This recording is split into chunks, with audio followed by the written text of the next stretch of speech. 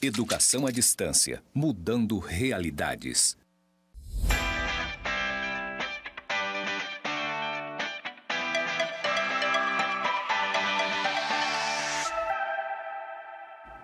Olá, seja bem-vindo! Estamos então começando a nossa aula de número 2, professor Alberto Viana aqui, Teoria das Organizações.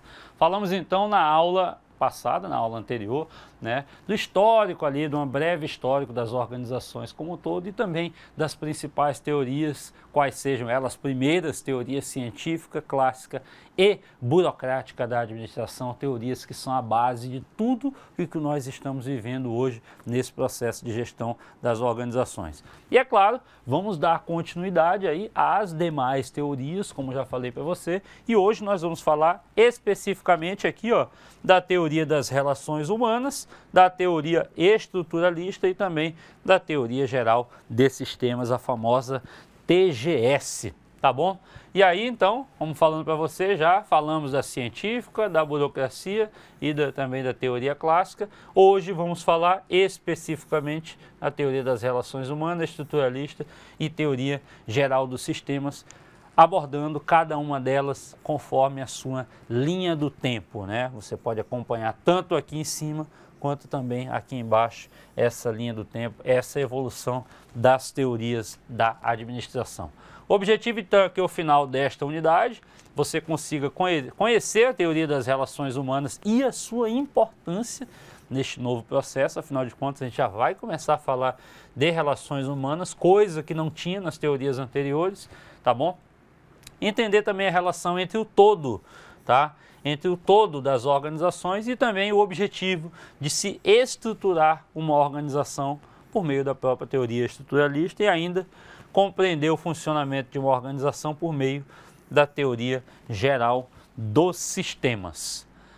Contextualização então, a teoria científica, a ênfase estava nas tarefas, Lembra-se lá do estudo de tempos e movimentos, criado lá por Taylor, Frederick Winslow Taylor. A teoria clássica, que a ênfase estava voltada na estrutura, as funções do administrador ou funções administrativas, lembra lá do POCCC, que é planejar, organizar, comandar, coordenar e controlar. E também ainda a teoria burocrática, que a ênfase estava no modelo racional da administração. Onde está o trabalhador como pessoa humana? Olha bem para essa tela que está aqui, que você acabou de ver, que eu acabei de grifar. Onde é que estava o trabalhador nestas três teorias científicas? ênfase nas tarefas. Pensou-se no trabalhador? Não. ênfase na estrutura. Pensou-se no trabalhador? Não. ênfase no modelo racional da administração. Pensou-se no trabalhador? Claro que não. Pensou-se na organização, pensou-se nos resultados da organização, pensou-se nos processos e nos meios existentes dentro de uma organização. E as pessoas? Elas que fazem parte, elas que são a organização. Onde estava a ênfase no relacionamento, nas pessoas como um todo?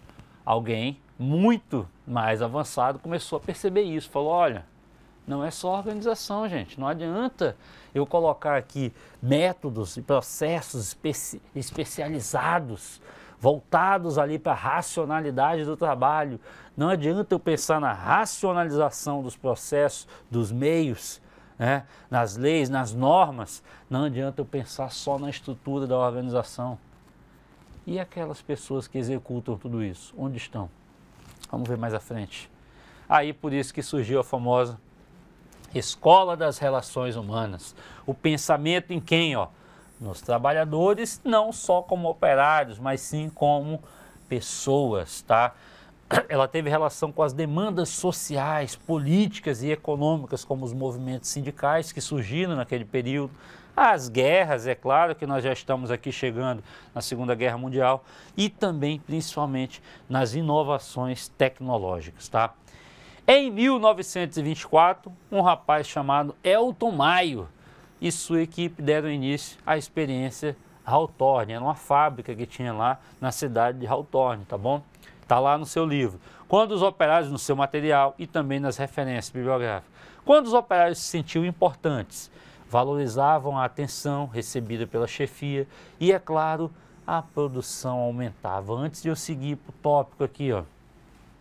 E aí, você está lá trabalhando no seu emprego, na sua empresa, e você começa a ser valorizado pela sua chefia. O que vai surgir de diferente no seu trabalho? Você vai se sentir melhor e vai produzir muito mais. Isso traz muito mais resultados para a empresa. O cliente sente isso, porque o produto está melhor acabado, o produto está melhor entregue, o atendimento está melhor porque os funcionários, tá, os trabalhadores, sentem-se valorizados pela chefia. E não são vistos somente como operários que estão lá para cumprir o seu trabalho. Apesar de que sabemos que ainda existe muito isso. Olha aqui, ó. Quando ao contrário, né, eles se sentiam ameaçados pelas mudanças. E aí gerava o quê? Resistência, imposição de ritmo próprio na produção. Não, agora nós vamos fazer só do jeito que a gente quer. Se a produção está muito rápida, mas a gente não é valorizado, vamos impor nosso ritmo aqui já. Ó. Vamos dar uma segurada aí, vamos inventar um probleminha nessa produção, tá? E é claro, a proteção de grupos informais. Olha só o que nós estamos vivendo. Essa teoria, ela é base para tudo que a gente vive hoje. Valorize o teu trabalhador. Valorize como pessoa, comece a pensar nele não só como operário. Ele não é uma formiga que está lá andando só catando comida para guardar comida. Lembra aquele desenho lá que as formigas o tempo todo trabalhando, o pica-pau estava nem aí, depois o pica-pau passou fome, lembra disso? Né? E a própria cigarra que estava lá só cantando, vendo as formigas trabalharem. É isso aqui, ó. Não, as formigas elas não são somente operárias, apesar de nós sabermos pela ciência que elas são, mas as pessoas não. As pessoas elas têm problemas pessoais, elas têm desejos, elas têm necessidades, elas têm sonhos. E comece a se pensar, valoriza. Vamos dar uma olhada naqueles trabalhadores, porque eles, sentindo-se bem, vão trazer melhor resultado para a organização. Sentindo-se mal, eles que impõem o ritmo e pode levar tudo a se perder dentro de uma organização. Olha aqui, ó. A partir dos estudos de Elton Maio, surgiram então estudos voltados à motivação, à liderança, à coesão grupal e também os seus efeitos sobre o trabalho. Aí nós tivemos um outro pensador chamado Abraham Maslow, um psicólogo, né, que desenvolveu estudos sobre o potencial de desenvolvimento e bem-estar humano. Ele classificou como necessidades humanas divididas em uma pirâmide hierárquica das necessidades humanas. Vamos vê-la aqui para você entender. Está lá no seu material de uma forma muito mais completa, tá bom? A pirâmide, então, Maslow entendia que primeiro as pessoas precisavam conquistar, tá, as suas necessidades fisiológicas, como respirar, claro, né, sobreviver, comer, beber, não é verdade? Fazer sexo, dormir, tá? Uma homeostase, uma excreção. E depois disso, eles queriam partir para uma próxima etapa da sua necessidade humana, que é de segurança, ou seja, do corpo, do emprego, de recursos, de moralidade, da família, né? Da saúde, da propriedade, ou seja, ter a sua própria casa. Depois não, eu já consegui tudo isso, agora eu posso ir para uma próxima etapa, que é de amor e relacionamento. Eu preciso ter amigos, né? Eu preciso ter família, ter uma intimidade sexual, tá? E depois também para a parte de estima. Uma vez conquistada, não, acho que eu preciso agora ter uma autoestima melhor, ser mais confiante, ter conquistas, né? E é claro, ser respeitado pelos outros e também ter respeito aos outros. E por fim, ele considerava que a última etapa desta pirâmide, né, a última etapa de realização, de necessidade humana, é a realização pessoal. A pessoa com moral, né, ser criativo, ser espontâneo, ser mais seguro de si, né, ser ali um solucionador de problemas, ter ausência de preconceito e também aceitação dos fatos. Maslow, né, quando começaram a surgir essas teorias do relacionamento, né, do desenvolvimento humano, das relações humanas como um todo, vários pensadores começaram, e Maslow foi um dos mais conhecidos, né, pois ele criou essa pirâmide das necessidades, onde uma só seria capaz de ser alcançada se a outra fosse primeiro alcançada. Tá? Mas o que não quer dizer o seguinte, que de repente chegasse algum momento aqui, a pessoa sentisse necessidade de voltar para um degrau inferior, ela voltaria e primeiro resolveria todos esses problemas, alcançaria essa necessidade humana para voltar a partir para as demais. Tá? Uma está ligada à outra, está na teoria dele, mas não quer dizer que ele não pudesse voltar para de repente resolver problemas das etapas anteriores, como nós sabemos que é a nossa vida hoje. Muitas pessoas chegam, talvez, nessa realização pessoal, no topo, e muitas vezes precisam voltar para a base novamente para recomeçar. O que não quer dizer que as pessoas que chegam nesse topo é porque são as pessoas ricas, milionárias, bilionárias, não. Ser realizado pessoalmente não é só ser realizado por meio do dinheiro, mas é por meio da felicidade, por meio da família, por meio de um bom emprego, de uma casa, enfim, de você realmente sentir-se bem consigo mesmo e, é claro, com aqueles que estão ao seu redor. Basicamente é isso. Olha eu sendo um pensador aí, né? Ainda nessa escola das relações humanas, grava aí, professor Alberto, hein? Frederick Herzberg, né, ó, criou a teoria dos dois fatores. Douglas MacGregor, a teoria X e Y, ela está bem determinada aí no seu material. Tá? A motivação não estava relacionada somente com a parte eficiente de uma organização, não, tá? Ela estava voltada para a abordagem humanística da administração, são as pessoas que compõem a organização, tá? É preciso analisar as organizações com as pessoas que estão executando os serviços lá dentro. São elas que trarão resultados para a organização, mas nós precisamos atendê-las, entender as necessidades, atender as necessidades delas também, e não somente as nossas como organização. Ainda, partindo para a teoria estruturalista, já seguindo, já um outro contexto, a organização como unidade social complexa. Eita, professor, volte aqui. Olha só isso. Nós começamos a falar, olha só, vamos fazer um retrospecto aqui. Teoria científica, tempos e movimentos. Operário puro, mecanicista, tá? Tem que trabalhar dentro do seu tempo, dentro daquilo que está definido conforme a teoria da burocracia. Vamos pensar na estrutura do trabalhador, tá? Como um todo. Vamos pensar sempre no operário que precisa executar o seu serviço de forma organizada, racional, especializada e tudo mais. Opa, não, começamos a pensar nesse operário como pessoa humana, como trabalhador, tem desejos, tem necessidades, mas também começamos a perceber que a organização é uma unidade social complexa. Pode colocar aqui, ó, os aspectos considerados pela Escola de Relações Humanas, ó, não são considerados pela escola burocrática e vice-versa. Por quê? O que o trabalhador, o que a relação humana tem a ver com a parte burocrática? O burocrático é aquilo que está escrito. Se está escrito, lembra-se que nós falamos na aula anterior, se está escrito, cumpra-se. Tá? Opa, mas as relações humanas, nem tudo o que está escrito é exatamente aquilo que tem que ser feito. Lembra lá do engessamento? Não se viam organizações somente com foco na operação, mas também em sua estrutura maior, normas e regulamentos e também necessidades humanas do operário. É isso aqui, ó, é uma unidade social complexa. Surgiu por meio do quê? Da rigidez imposta pela teoria burocrática. Essa estrutura aqui, ó, ela surgiu exatamente por meio da rigidez imposta pela teoria burocrática. Vamos entender melhor ela. Segundo Chiavenato, né, é com o estruturalismo que ocorre a preocupação exclusiva com as estruturas, né, ó, em prejuízo de outros modos, tá? Para compreendermos a realidade em que o conceito de estrutura significa análise interna de uma totalidade, não somente da estrutura, tá bom? Em seus elementos constitutivos, sua disposição, suas inter-relações.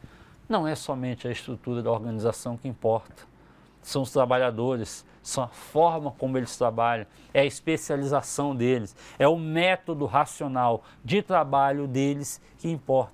Tudo isso está uma unidade social complexa.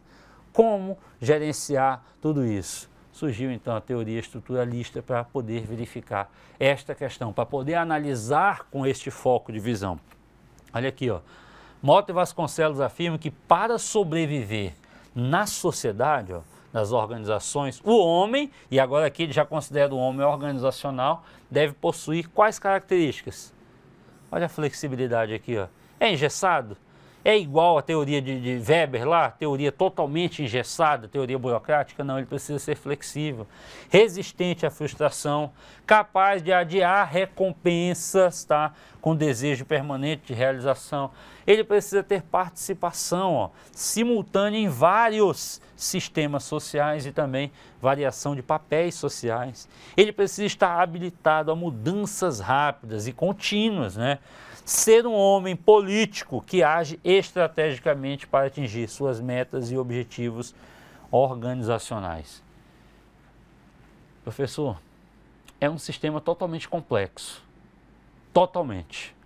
Nas organizações de hoje e das anteriores, também desde esse período, começou-se a analisar que a organização não era somente normas e leis, não era somente tempos e movimentos, não era somente eficiência nem somente eficácia, tá? Mas eram também pessoas. Eram também pessoas que tinham necessidades, que tinham planos, que queriam também se sentir parte do processo. E isso tudo começou-se a se analisar de uma forma muito mais complexa e, é claro, também voltada para ser resolvido diversos problemas. Olha aqui, ó. De uma forma simplificada, a teoria estruturalista ela apresenta a ideia de interdependência das partes. O todo, esse aqui é que é o principal, o todo é maior que a soma delas, soma das partes. As partes só possuem características próprias em decorrência do todo, tá? O todo de uma organização é o que importa, é o que interessa. Mas o todo está voltado para tudo que nós vimos nas teorias anteriores. E não somente no operário, não somente na estrutura, não somente na eficiência, tá? Mas também no trabalhador, mas também na organização como um todo e também dos resultados que dela resultam. E aí, por fim, ó, a teoria estruturalista ela também estava com seu foco na abordagem de organização formal. Lembre-se, a teoria burocrática ela vai estar presente em todas, tá? A organização formal é necessária. Tipo de abordagem comum de se ver tanto no privado quanto, claro, no público. Tá? Por mais importantes que sejam os processos, o que importa é a organização e não somente os processos, mas sim o todo. Tá? E aí nós chegamos então à nossa famosa teoria geral dos sistemas. Quero te perguntar uma coisa. Estou aqui com a imagem do corpo humano. Quando você entende organização, você entende de que forma? Ah, tem lá vários cargos, vários departamentos, tá? Que funcionam interrelacionados, que são interdependentes, tá? Mas que ambos formam uma organização. Eu trouxe a imagem do corpo humano aqui com membros, com órgãos, porque o nosso corpo humano ela é uma organização. Imagine o coração trabalhar sem o pulmão, o cérebro que é o que manda todos os comandos ali para os demais órgãos, o rim, o fígado. Né? Imagine todas essas partes do nosso sistema excretor, na verdade o pâncreas, o estômago, o fígado. Olha só aqui, ó, o nosso corpo é uma organização, onde cada parte depende de um outro órgão, ou seja, cada departamento depende de um outro, cada um tem a sua função dentro do nosso corpo chamado organização. Vamos entender melhor sobre ela. Ela foi desenvolvida, olha só, entenda bem, é a teoria geral dos sistemas. Foi desenvolvida por quem? Por um biólogo, o cara que entende da vida, tá? O cara que entende da vida ali, ó, Ludwig von Bertalanffy, né, ó, na década lá de 60, já no pós-guerra, tinha o objetivo de compreender o funcionamento de quem?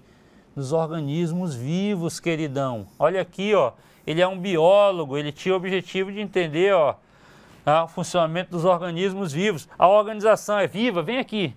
A organização é viva? Claro, tem pessoas lá dentro. Tem departamentos, tem partes, tem processos.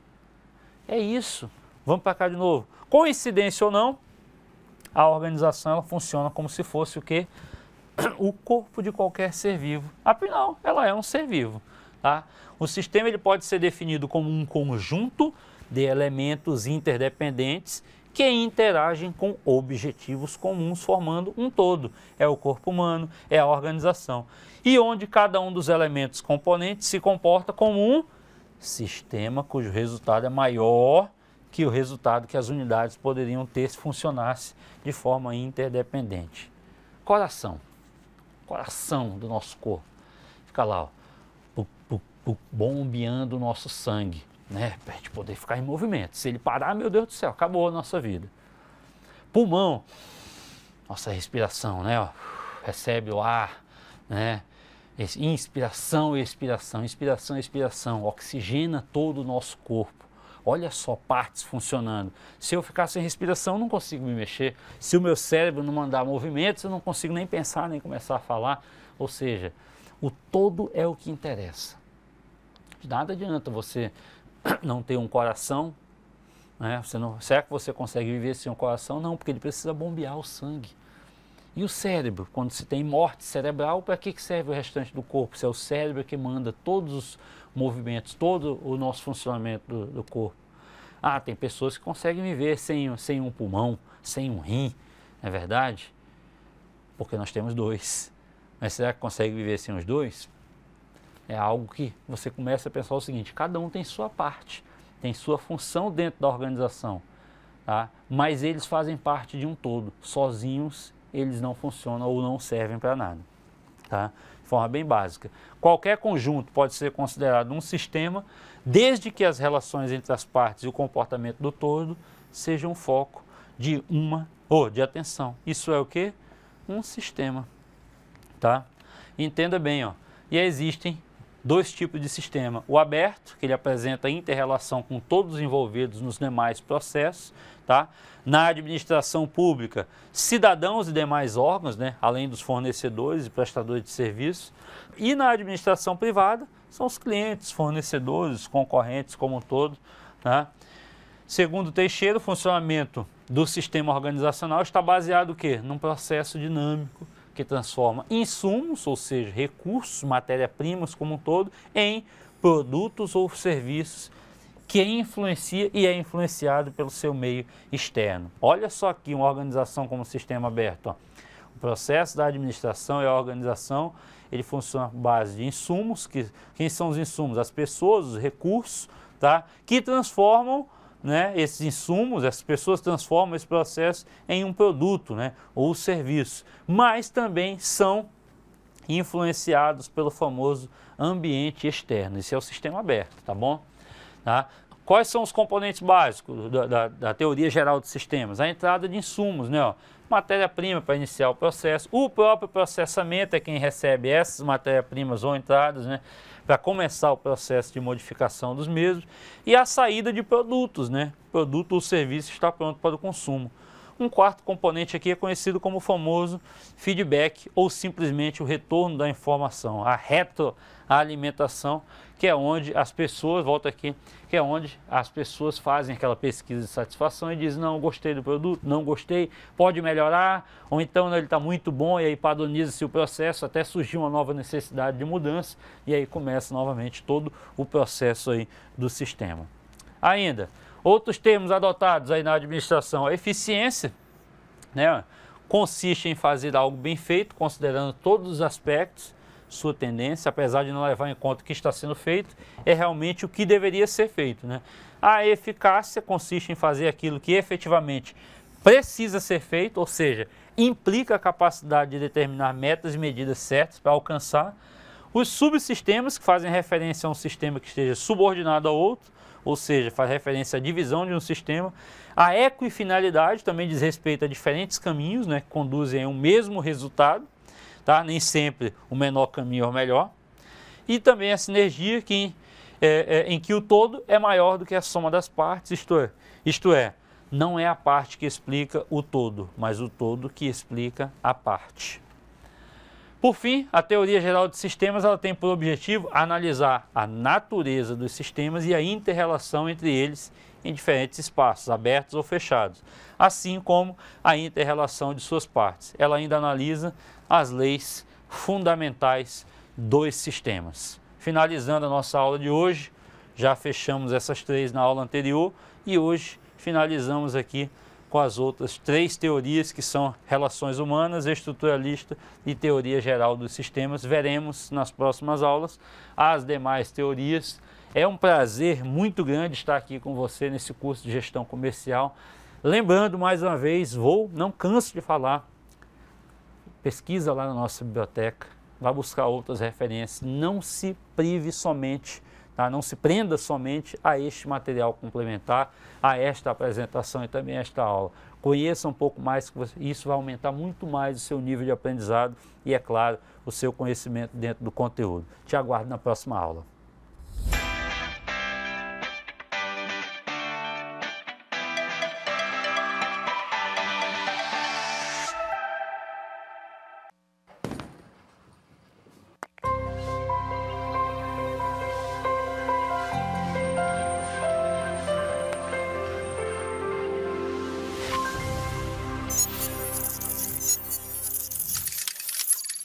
Educação à distância, mudando realidades.